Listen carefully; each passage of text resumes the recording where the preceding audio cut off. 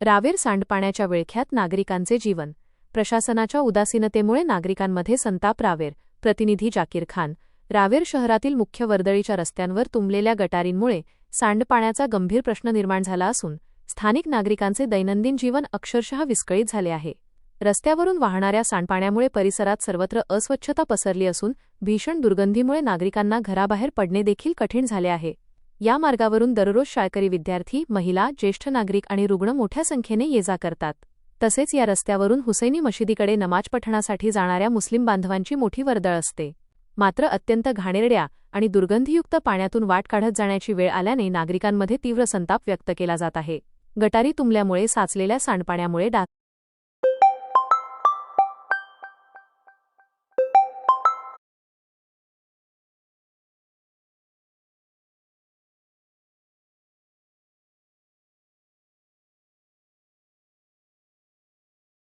आरोग्याचा प्रश्न गंभीर झाला असून नगरपालिकेच्या स्वच्छता व्यवस्थेवर नागरिकांनी गंभीर प्रश्नचिन्ह उपस्थित केले आहे.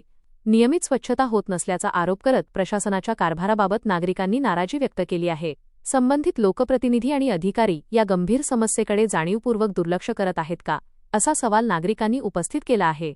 केवळ कागदी प्रक्रिया राबवून नागरिकांच्या आरोग्याशी खेळ खेळला जात असल्याचा आरोपही स्थानिक नागरिकांनी केला आहे.